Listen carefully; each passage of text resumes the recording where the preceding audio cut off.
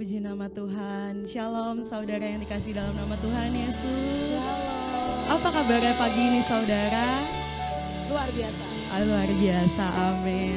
Sebelumnya saya ingin mengingatkan untuk semua yang hadir dalam Zoom, untuk mempersiapkan diri kita mau masuk ke dalam Ruang Maha Kudus. Nanti juga kita ada perjamuan kudus, mungkin bisa dipersiapkan roti dan anggurnya. Saudara, tadi pagi saya terberkati sama postingannya Pawel Yarkuntu yang di-share sama Instagram Youth BKP Aston. Di situ berisi bahwa kalau penyembahan itu bukanlah sebuah ajakan, tapi adalah perintah. Kalau perintah berarti adalah kewajiban kita, saudara. Kalau ajakan itu saudara bisa pilih mau atau tidak. Tapi kalau perintah artinya kita wajib untuk menyembah Tuhan. Karena sungguh besar kasih setia Tuhan kepada kita, saudara. Kita diwajibkan untuk menyembah Tuhan. Kita patut bersyukur akan hal itu. Karena kita udah deket sama Tuhan. Kita udah dalam hadiratnya Tuhan. Pagi ini saya mau ngajak kita semua untuk masuk ke dalam hadirat Tuhan lebih lagi. Kita mau memberikan penyembahan kita yang terbaik. Bukan karena saya ajak, tapi tulus dari hati kita, saudara. Amin. Mari kita bersatu di dalam doa, saudara. Terima kasih Tuhan Yesus, terima kasih Bapa yang baik. Pagi ini kami datang ke hadirat-Mu Tuhan. Kami ingin membawa setiap penyembahan kami yang kudus. Biarlah penyembahan kami ini Tuhan dapat berharga di mata-Mu Tuhan Yesus. Kau dapat mendengar Tuhan setiap penyembahan kami dari rumah-rumah Tuhan Yesus. Tidak peduli Tuhan walaupun sekarang kami lewat ibadah online, tetapi kuasa-Mu dan hadirat-Mu tetap nyata dalam hidup kami. Hadirat-Mu tetap mengurapi setiap kami dimanapun kami berada Tuhan. Inilah hati setiap kami Tuhan Yesus. Penuhi hati kami dengan hadirat-Mu Tuhan Yesus. Haleluya, haleluya, haleluya.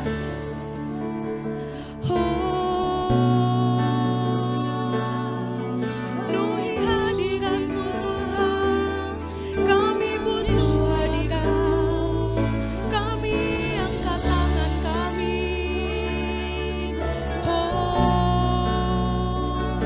Kami menyembah-Mu, Yesus. Haleluya.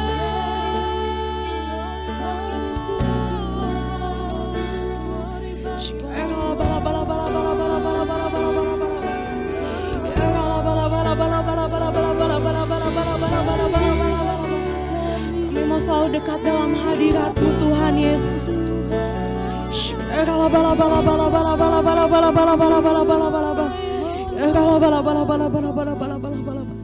Penuhi hati setiap kami Tuhan.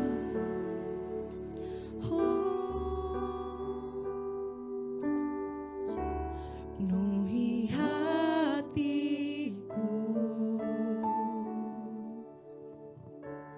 dengan hadir-Mu.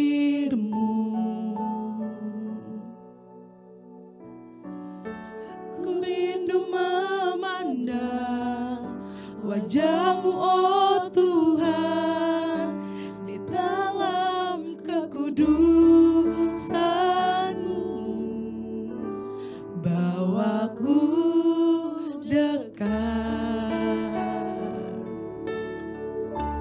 dalam hati-Mu.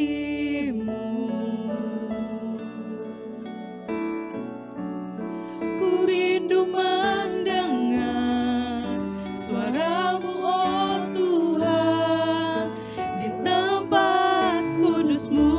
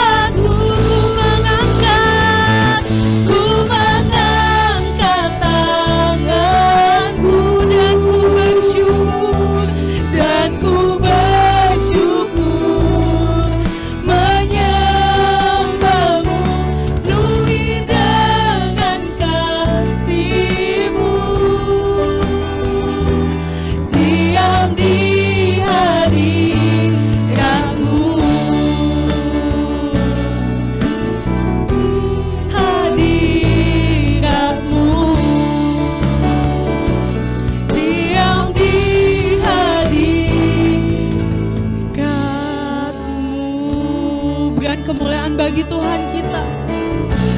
Oh,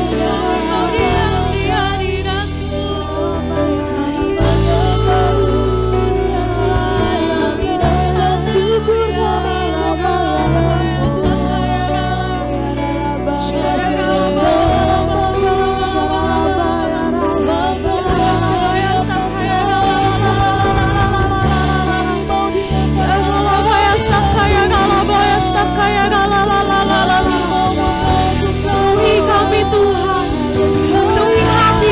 Tuhan Yesus, haleluya.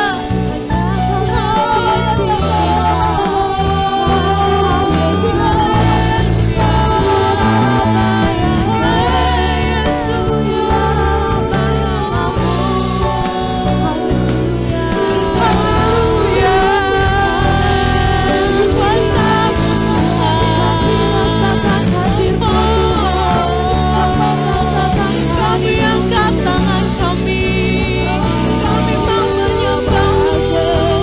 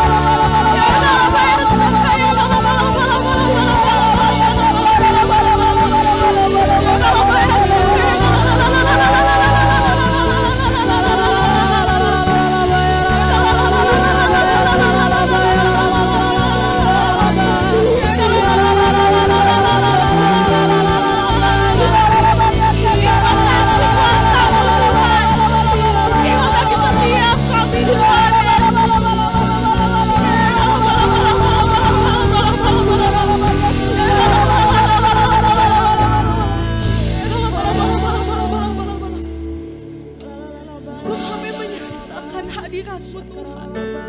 Kau memenuhi setiap kami Tuhan. Kami tenang dalam hadirat-Mu Tuhan Yesus. Mengalirlah kuasa-Mu Tuhan. Oh Yesus.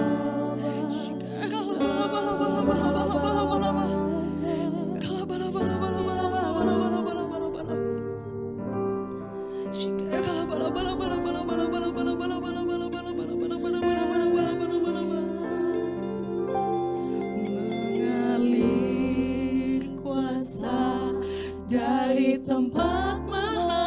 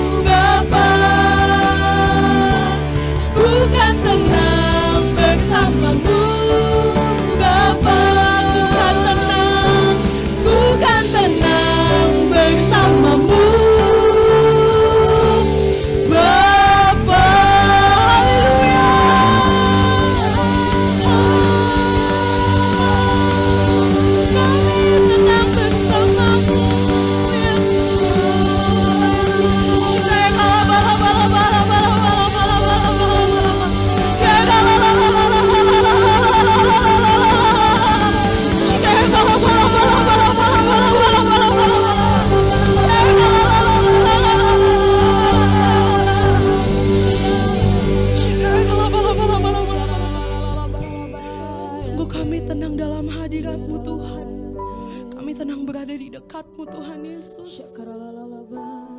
Kami rindu Tuhan saat-saat penyembahan seperti ini. Kami mendapatkan urapan-Mu Tuhan.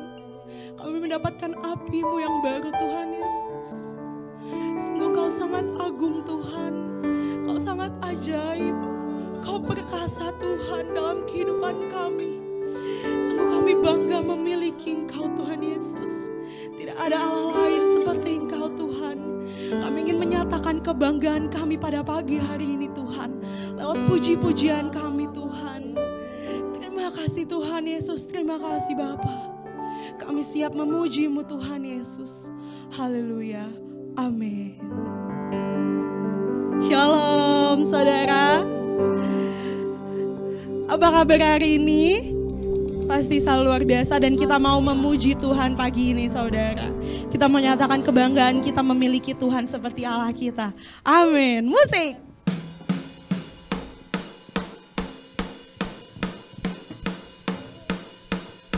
Biarlah kuasa-Mu nyata dalam ciptaan-Mu Tuhan. Amin. Woo.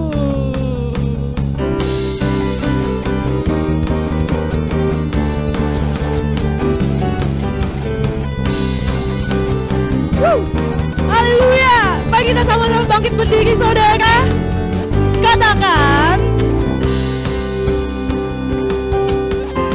kuasa-Mu nyata dalam ciptaan-Mu, kasih-Mu nyata dalam perbuatan-Mu, ajaib dan perkasa besar dan mulia. Tak ada Tuhan seperti Kau Yesus. Kuasa-Mu nyata dalam ciptaan-Mu,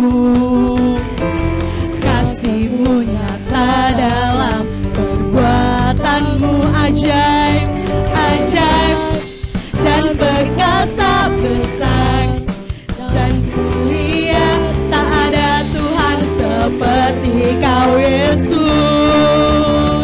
Ku bangga memiliki-Mu, ku ada untuk menyembah-Mu selamanya. Kaulah Tuhan hidupku. Nama-Mu dahsyat dan megah, berkuasa atas segalanya. Dari kekal sampai kekal, Kaulah Tuhan. Haleluya. Kasih tepuk tangan yang terbaik bagi Tuhan kita. Yes, amin.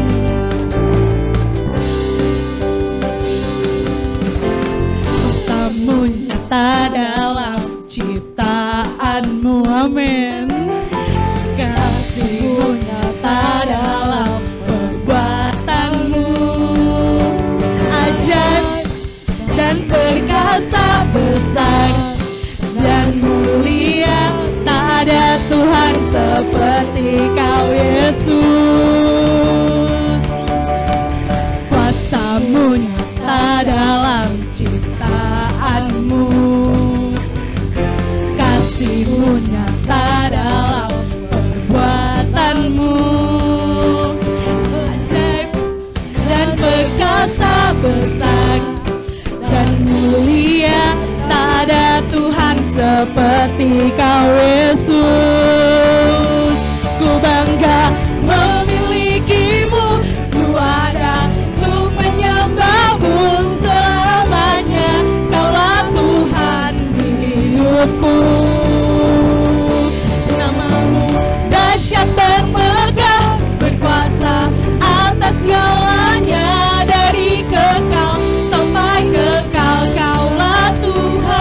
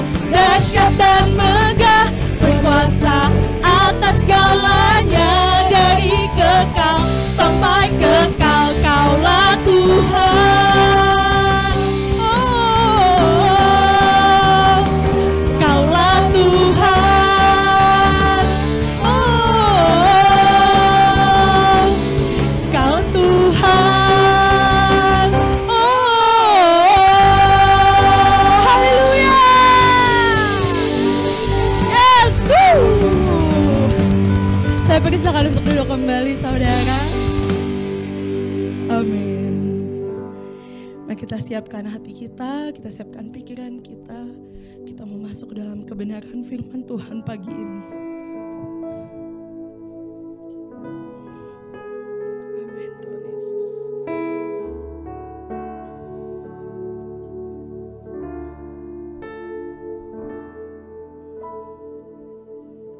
Roh-Mu yang hidup penuhiku, mengalir dalamku. Jiwaku tenang bersamamu dalam naunganmu. Ku buka hati untuk jamahanmu, berserah penuh di hadiratmu. Kau ambil alih seluruh hidupku di altarmu, menyembahmu.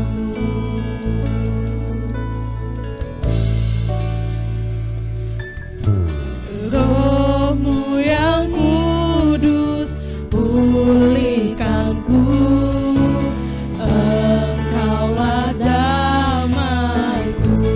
Ku hidup oleh anugerah-Mu, ku hidup oleh anugerah-Mu yang menyertaiku, yang menyertaiku.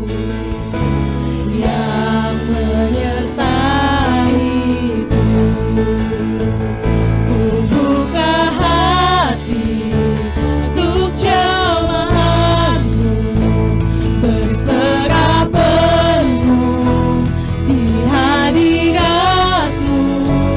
Kau ambil alih seluruh hidupku di altarmu, menyembahmu.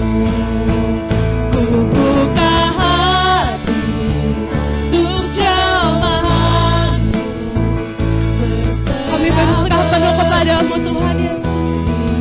Jamah setiap kami Tuhan pagi ini, kami ingin mendengarkan sebagian daripada firman-Mu Tuhan. Berkati kami, urapi kami, agar kami pulang membawa berkas-berkas-Mu yang baru Tuhan Yesus.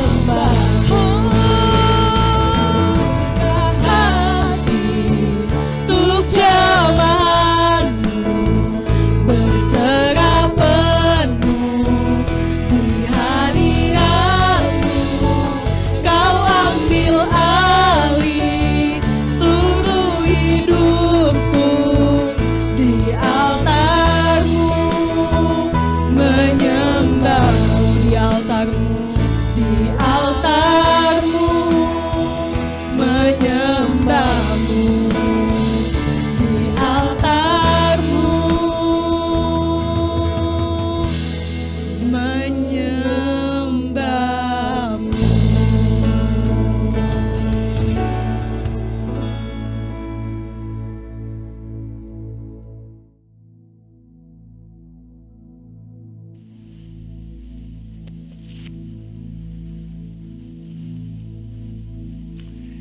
Shalom semuanya. Tahun 2021 adalah tahun integritas, the year of integrity. Menurut Westminster Dictionary of Theological Terms, integritas adalah istilah teologis untuk menunjukkan kemurnian dan kejujuran sebagaimana manusia diciptakan dalam rupa dan gambar Allah. Setelah manusia jatuh ke dalam dosa, maka gambar dan rupa Allah itu menjadi rusak. Pada saat kita menjadi orang percaya melalui proses pengudusan atau sanctification, gambar dan rupa Allah dikembalikan lagi, yaitu kita dijadikan serupa dengan gambar Yesus. Oleh karena itu, kita harus mau diproses oleh Allah. Panutan kita untuk menjadi orang yang berintegritas adalah Tuhan Yesus, sebab Dialah the man of integrity. Dalam Matius 22 ayat 16 dituliskan bahwa sekalipun ahli Taurat dan orang Farisi berniat menjerat Tuhan Yesus, ternyata tanpa disadari mereka justru mengakui integritas Tuhan Yesus dengan berkata, "Guru, kami tahu Engkau adalah seorang yang jujur dan dengan jujur mengajar jalan Allah, dan Engkau tidak takut kepada siapapun juga, sebab Engkau tidak mencari muka." Kata seorang yang jujur dalam terjemahan New International Version menggunakan kata man of integrity atau orang yang berintegritas. Seorang yang jujur atau yang berintegritas itu artinya apa yang ada di dalam hatinya, di pikirannya, yang diucapkannya dan yang dilakukannya itu sama, selaras dengan pikiran Tuhan. Seorang yang berintegritas itu karena dia mengasihi dan takut akan Tuhan. Dan Tuhan memberikan berkat kepada orang yang berintegritas. Seperti yang terdapat dalam Mazmur 25 ayat 12-14 yang berkata, "Siapakah orang yang takut akan Tuhan? Kepadanya Tuhan menunjukkan jalan yang harus dipilihnya. Orang itu sendiri akan menetap dalam kebahagiaan dan anak cucunya akan mewarisi bumi. Tuhan bergaul karib dengan orang yang takut akan Dia, dan perjanjiannya diberitahukannya kepada mereka." Haleluya. Seorang yang berintegritas bukan seperti ahli-ahli Taurat dan orang Farisi. Dalam Matius 23 ayat 1 sampai dengan 36, Tuhan Yesus berkata bahwa ahli-ahli Taurat dan orang-orang Farisi telah menduduki kursi Musa. Sebab itu, turutilah dan lakukanlah segala sesuatu yang mereka ajarkan kepadamu. Tetapi janganlah kamu turuti perbuatan-perbuatan mereka, karena mereka mengajarkannya tetapi tidak melakukannya. Tuhan Yesus berkata bahwa ahli Taurat dan orang Farisi adalah orang yang munafik. Di sebelah luar mereka tampaknya benar di mata orang, tetapi di sebelah dalam mereka penuh kemunafikan dan kedurjanaan. Tuhan Yesus berkata kepada ahli Taurat dan orang Farisi, "Hai kamu ular-ular, hai kamu keturunan ular beludak, bagaimanakah mungkin kamu dapat meluputkan diri dari hukuman neraka?" Saya juga akan mengingatkan kepada kita semua, terutama kepada para pengkhotbah, para guru, juga para pengajar. Kalau saudara mengajarkan kebenaran firman Tuhan dan itu belum saudara lakukan, lebih baik dengan jujur diakui.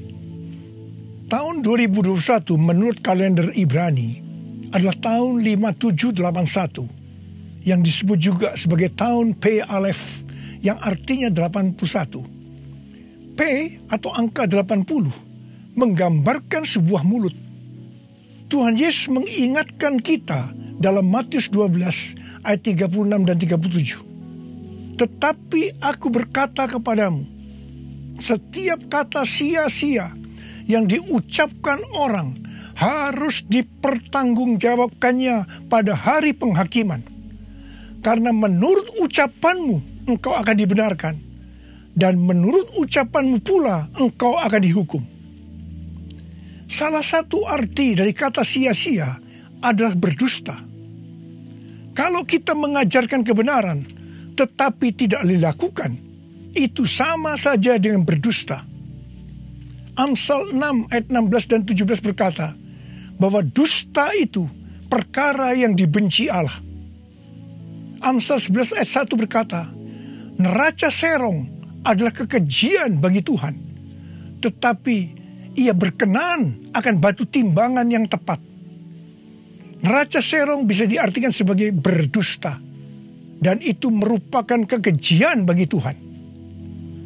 Dalam Yakobus 2 ayat 17 dikatakan bahwa iman tanpa perbuatan pada hakikatnya adalah mati. Jadi kalau kita percaya kebenaran firman Tuhan, kita perkatakan tetapi tidak dilakukan, pada hakikatnya mati. Dan itu dilakukan oleh orang yang tidak berintegritas. Karena itu, saya mengajak saudara agar kita semua menjadi orang yang berintegritas. Mazmur 15 ayat 1 berkata, Tuhan, siapakah yang boleh menumpang dalam kemahmu? Siapa yang boleh diam di gunungmu yang kudus? Salah satu syaratnya ada seperti yang terdapat dalam Mazmur 15 ayat 4 bagian B, yang diperuntukkan bagi orang yang berpegang pada sumpah meskipun rugi. Seorang yang berintegritas akan tetap berpegang pada sumpah meskipun rugi. Seorang yang berintegritas biasanya oleh kebanyakan orang dunia dianggap sebagai orang yang bodoh, sok suci, sok jujur, sehingga mengalami banyak kerugian dalam tanda petik. Kebanyakan orang dunia meskipun sudah berjanji atau bersumpah, tetapi kalau mereka menderita kerugian, mereka akan berbalik dan dengan segala macam cara akan mencari jalan supaya tidak merugi. Jadi hati-hati. Jangan sampai saudara terpancing atau tergoda melakukan hal-hal yang seperti itu. Seorang yang berintegritas akan melakukan seperti yang Daud lakukan dalam Mazmur 26 ayat 1-3 yang berkata, "Berilah keadilan kepadaku ya Tuhan, sebab aku telah hidup dalam ketulusan kepada Tuhan. Aku percaya dengan tidak ragu-ragu. Ujilah aku ya Tuhan, dan cobalah aku. Selidikilah batinku dan hatiku, sebab mataku tertuju kepada kasih setiamu, dan aku hidup dalam kebenaranmu." Daud bukan orang yang sempurna secara moral, tetapi Alkitab mencatat bahwa kehidupannya mencontohkan karakter yang dewasa, tulus dan jujur di hadapan Tuhan. Jadi Daud adalah orang yang berintegritas. Daud berani berkata kepada Tuhan, "Ujilah aku ya Tuhan, dan cobalah aku. Selidikilah batinku dan hatiku, sebab mataku tertuju pada kasih setiamu, dan aku hidup dalam kebenaranmu." Saya teringat di awal pelayanan saya, Tuhan memberikan kepada saya sebuah lagu tentang ujilah aku. Ujilah aku Tuhan, cobalah aku Tuhan, selidiki batinku dan hatiku, mataku tertuju padamu. Aku cinta padamu Tuhan, aku rindu hadiratmu Tuhan, aku ingin selalu dekat padamu, menikmati kehadiranmu. Menyanyi Hosana bagi Rajaku yang duduk di takhta. Aku muliakan dan ku agungkan, Kau layak disembah, Kau layak disembah, Kau layak disembah.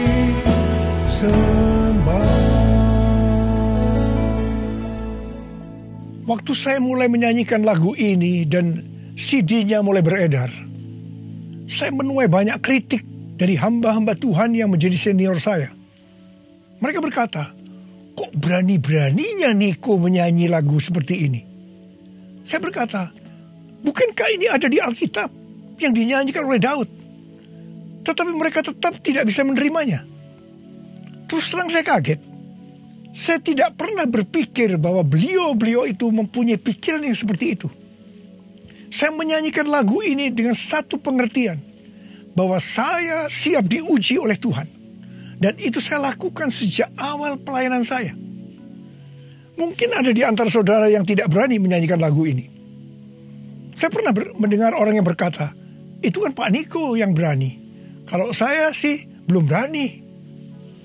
Saya hanya akan mengingatkan kepada saudara bahwa Tuhan Yesus menghendaki agar kita hidup sebagai seorang yang berintegritas.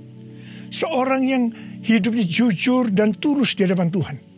Mari, saya mau ajak saudara untuk menyanyikan lagu ini bersama saya.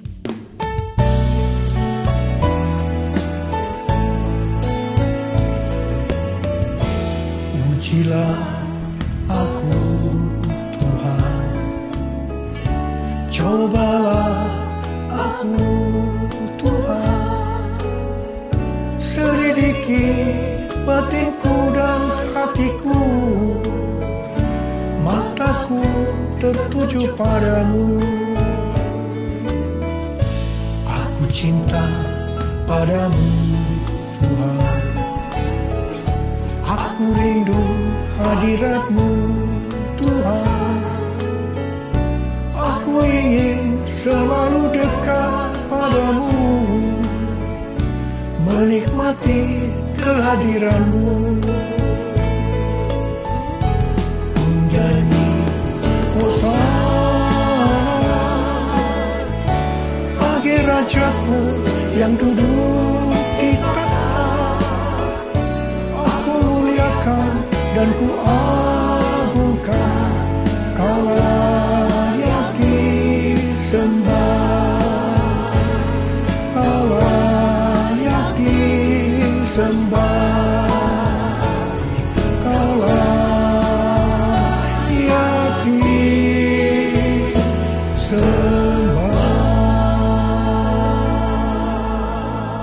Seorang yang berintegritas adalah orang yang meyakini, memperkatakan dan melakukan iman Kristiani yang dia percayai. Sejak tahun 2018, melalui nubuatan C.D. Jacob, Tuhan menunjuk gereja kita sebagai messenger dari Pentakosta ketiga. Saya percaya kita ditunjuk oleh Tuhan menjadi messenger atau utusan Tuhan untuk Pentakosta ketiga, karena kita adalah insan Pentakosta. Sebagai orang yang berintegritas, maka kita akan memperkatakan dan melakukan apa yang kita percayai, yaitu apa yang ada di dalam hati dan pikiran kita. Jadi kita akan berkata-kata dan melakukan sesuatu sebagai insan Pentakosta. Karena itu kita harus mengenal identitas sebagai insan Pentakosta. Dari zaman Azusa Street yang disebutkan sebagai Pentakosta kedua sampai dengan saat ini, bahwa kegerakan Pentakosta secara garis besarnya terdiri dari 3 grup besar. Yang pertama Pentakosta klasik, yang kedua harismatik, dan yang ketiga neo-harismatik. Jumlah total dari 3 grup ini menurut survei di tahun 2019 ada 698 juta orang, yang berarti sekitar 27% dari total kekristenan. Sinode Gereja Bethel Indonesia atau GBI, di mana gereja kita termasuk di dalamnya, adalah grup Pentakosta klasik, seperti yang terlihat dalam pengakuan iman GBI. Ciri khas dari Pentakosta klasik adalah doktrin baptisan Roh Kudus dengan 5 pilar teologi Pentakosta, yaitu yang pertama keselamatan, yang kedua kekudusan, yang ketiga baptisan Roh Kudus, yang keempat kesembuhan ilahi, dan yang kelima kedatangan Tuhan Yesus untuk kali yang kedua dengan segera. Sejak sebelum dunia ini dijadikan, Allah berinisiatif menyediakan keselamatan bagi semua orang.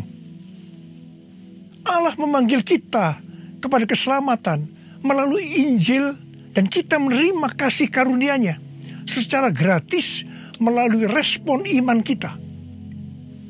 Keselamatan yang diberikan kepada kita bukan karena usaha kita, tetapi karena pemberian Allah. Karena itu jangan ada yang memegahkan diri. Pada waktu kita percaya kepada Tuhan Yesus sebagai Tuhan dan Juru Selamat kita bertobat dan kita mengalami kelahiran baru. Kelahiran baru adalah awal perjalanan rohani kita di dalam Kristus. Ini yang disebutkan sebagai proses pembenaran atau justification. Selanjutnya kita masuk dalam proses kedua, yaitu pengudusan atau sanctification.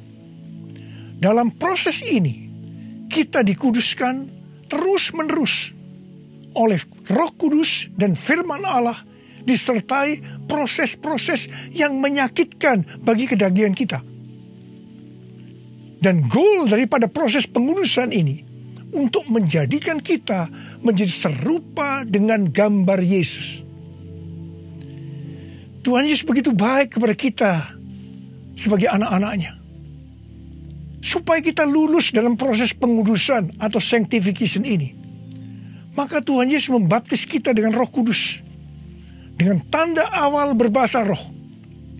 Selain itu, sebagai penyembuh atau pembuat mujizat, Tuhan Yesus selalu siap untuk memberikan kesembuhan dan mujizat kepada kita yang membutuhkan, yang sedang berada dalam proses pengudusan atau sanctification.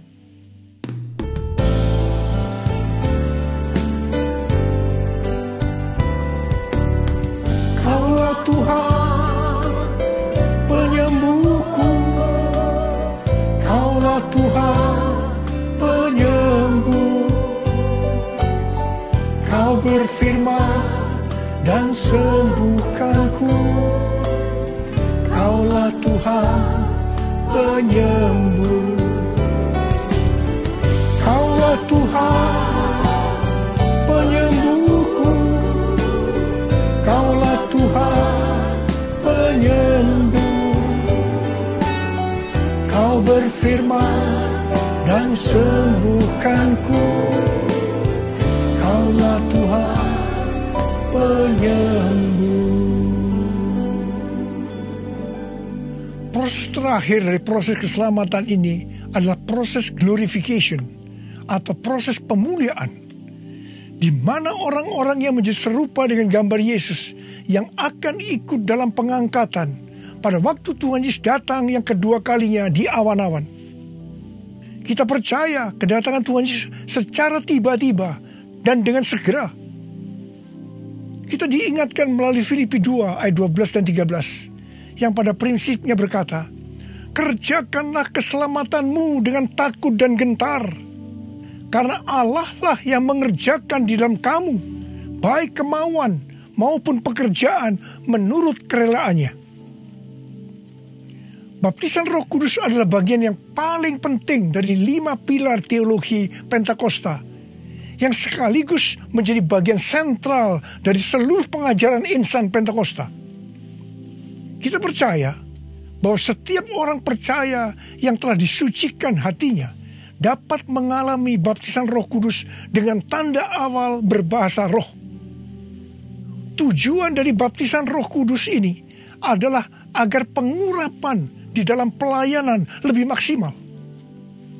Karena baptisan Roh Kudus ini memiliki 2 fungsi, yaitu supaya kita lebih intim dengan Tuhan Yesus dan akan memberikan kuasa untuk menyelesaikan amanat agung. Dalam Matius 12 ayat 31 dan 32, Tuhan Yesus berkata, sebab itu aku berkata kepadamu, segala dosa dan hujat manusia akan diampuni, tetapi hujat terhadap Roh Kudus tidak akan diampuni. Apabila seorang mengucapkan sesuatu menentang anak manusia, ia akan diampuni. Tetapi jika ia menentang Roh Kudus, ia tidak akan diampuni. Di dunia ini tidak, dan di dunia yang akan datang pun tidak.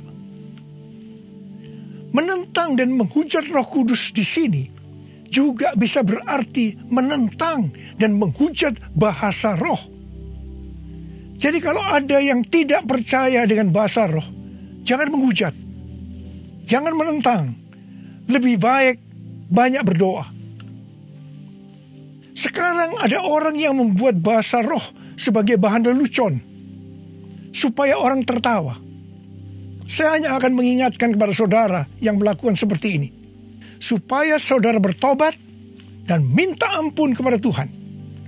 Roh Kudus yang dicurahkan di kamar loteng Yerusalem 2000 tahun yang lalu, itu adalah untuk memberikan kuasa untuk melakukan amanat agung. Ini disebutkan sebagai Pentakosta pertama. Pentakosta pertama ini dahsyat. Sebab dalam kurun waktu 100 tahun, 70% dari dunia yang dikenal waktu itu, yaitu yang berada di bawah kekaisaran Romawi, menjadi Kristen. Pertanyaannya, apakah amanat agung sudah selesai? Jawabannya, belum. Karena itu pada tahun 1906, kembali Roh Kudus dicurahkan di Azusa Street, yang disebutkan sebagai Pentakosta kedua. Pentakosta kedua ini dahsyat, sebab menurut Gordon Conwell Theological Seminary, bahwa 77,9% dari kekristenan yang ada pada saat ini dimulai dari awal abad 20, yang berarti ini dimulai dari peristiwa pencurahan Roh Kudus di Azusa Street atau Pentakosta kedua. Pertanyaannya, apakah amanat agung sudah selesai? Jawabannya, belum. Karena itu, hari-hari ini, Roh Kudus yang jauh lebih dahsyat dibanding dengan Azusa Street sudah dicurahkan. Dan ini yang disebut dengan Pentakosta ketiga. Dan saya percaya, dengan Pentakosta ketiga ini, amanat agung akan selesai. Dan Tuhan Yesus akan datang kembali. Mari, saudara yang rindu dipakai oleh Tuhan untuk menyelesaikan amanat agung, kita sama-sama berkata kepada Tuhan, curahkan Roh Kudus-Mu ya Tuhan, api Pentakosta ketiga, supaya kami menyelesaikan amanat agung Tuhan Yesus. Maranatha, datanglah segera ya Tuhan. Mari, saudara yang rindu dipakai oleh Tuhan untuk menyelesaikan amanat agung, kita sama-sama berkata kepada Tuhan, curahkan Roh Kudus-Mu ya Tuhan, api Pentakosta ketiga, supaya kami menyelesaikan amanat agung Tuhan Yesus. Maranatha, datanglah segera ya Tuhan Yesus. Curahkanlah kuasa-Mu Tuhan, mujizat terjadi di tempat ini. Curahkanlah kuasa-Mu Tuhan, mujizat terjadi sekarang ini. Biarlah ini menjadi doa kita, saudara. Kita nyanyikan sama-sama. Curahkanlah kuasa-Mu Tuhan, mujizat terjadi di tempat ini. Curahkanlah kuasa-Mu Tuhan, mujizat terjadi sekarang ini. Muriala makana bayara la bayara la bala bala bala bala bala bala bala bala bala. Urala makana bayara la bala bala bala bala bala bala bala bala bala. Curahkan ya Tuhan, curahkan Roh-Mu ya Tuhan, penuhi anak-anak-Mu dengan Roh-Mu, penuhi mereka ya Tuhan, berikan kami kuasa untuk menyelesaikan amanat agung Tuhan Yesus. Terima, terima, terima, terima, terima, terima. Oh, riala bala bala bala bala bala bala. Oh, riala bala bala bala bala bala. Oh, de. Tuhan, Engkau lihat anak-anak-Mu yang sedang mengangkat tangan. Kamu percaya Engkau memelihara mereka, Engkau menjaga mereka dalam masa pandemi COVID-19 ini Tuhan. Bapa, hamba berdoa buat mereka, tidak ada seorang pun yang sakit. Hamba berdoa tidak ada yang berkekurangan, semua dicukupkan, malah berkelimpahan dalam hal yang baik. Oh Rama, terimalah berkat Tuhan, terimalah perlindungan Tuhan, terima perlindungan Tuhan, terima berkat Tuhan. Curahkanlah kuasa-Mu Tuhan, mujizat terjadi di tempat ini. Amin.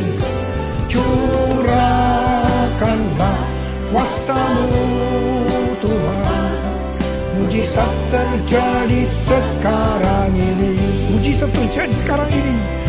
Mujizat terjadi sekarang ini. Mujizat terjadi sekarang ini.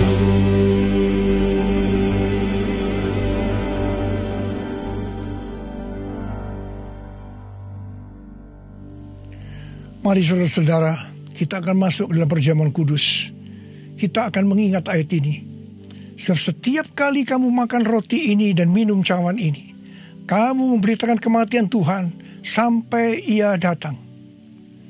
Perjamuan kudus ini adalah perjamuan Tuhan Yesus sendiri. Setiap kali kita masuk dalam perjamuan kudus, Tuhan Yesus selalu berkata, biarlah ini menjadi peringatan akan daku. Karena itu mari, arahkan hati kita kepada kebaikan Tuhan. Kita akan mengingat kebaikan Tuhan. Mari kita tundukkan kepala. Bapa, siapakah kami ini sebelum kami mengenal Engkau? Kami semua orang berdosa. Upah dosa adalah maut, mati. Tapi Engkau tidak berdosa, telah dijadikan dosa oleh karena kami. Engkau harus turun dari surga mulia, menjelma menjadi manusia, untuk mati menggantikan kita semua. Dengan penderitaan yang luar biasa. Betapa baiknya Engkau Tuhan, betapa baiknya Engkau Tuhan. Kau jadikan kami sebagai anak-anak-Mu. Kau tuntun, Kau berkati, Kau sembuhkan kami. Engkau tegur juga kalau kami salah. Itu Engkau ya Abah. Itu Engkau ya Abah. Saudara, Tuhan akan memberkati saudara melalui perjamuan kudus ini. Tapi Tuhan berkata kepada kita, agar kita makan dan minum dengan cara yang benar. Oleh karena itu masing-masing berdoa. Introspeksi, lihat keadaan diri masing-masing. Jangan menyimpan dosa. Kalau ada dosa yang Tuhan ingatkan saat ini, langsung minta ampun. Katakan, ampuni saya Tuhan, ampuni saya, akui di hadapan Tuhan. Jangan sembunyikan dosa itu, supaya Engkau diberkati Tuhan. Kau melihat anak-anak-Mu sedang berdoa minta ampun Tuhan. Ampuni anak-anak-Mu, ampuni kami semua ya Tuhan, ampuni. Sekarang ya Tuhan, kami akan masuk dalam perjamuan kudus ini dengan hati yang penuh ucapan syukur. Dalam nama Yesus kami berdoa. Amin. Sekarang saudara, mari kita angkat roti di tangan kanan saudara tinggi-tinggi. Sebab apa yang telah kuteruskan kepadamu telah aku terima dari Tuhan. Yaitu bahwa Tuhan Yesus pada malam waktu Ia diserahkan mengambil roti. Dan sesudah itu Ia mengucap syukur atasnya. Ia memecah-mecahkannya dan berkata, inilah tubuhku yang diserahkan bagi kamu. Perbuatlah ini menjadi peringatan akan aku. Saudara dikasih Tuhan, bukankah roti yang kita pecah-pecahkan ini adalah persekutuan kita dengan tubuh Kristus? Mari kita makan dalam nama Yesus.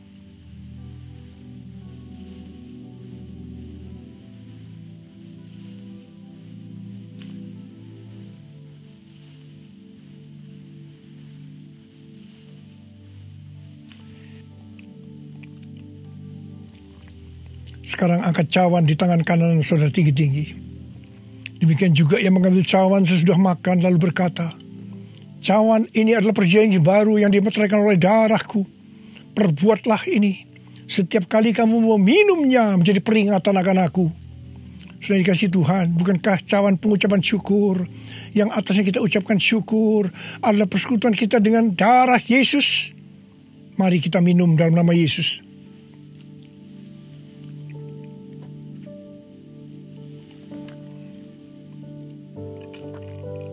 Sekarang ucapkan syukur dan terima kasih dengan suara. Jangan diam. Oh ya Tuhan, terima kasih. Terima kasih ya Tuhan, terima kasih. Oh rala bayara rala shandara gala bayara rala bayara. Oh terima kasih Tuhan, terima kasih ya Tuhan, terima kasih. Oh terima kasih ya Tuhan. Terima kasih Yesusku, terima kasih Yesusku. Puji syukur hanya bagi Tuhanku. Terima kasih Yesusku, terima kasih Yesusku. Puji syukur hanya bagi Tuhanku. Terima kasih Yesusku, terima kasih Yesusku. Puji syukur hanya bagi Tuhanku. Terima kasih kasih Yesusku, terima kasih Yesusku. Puji syukur hanya bagi Tuhanku. Puji syukur hanya bagi Tuhanku. Puji syukur hanya bagi Tuhanku.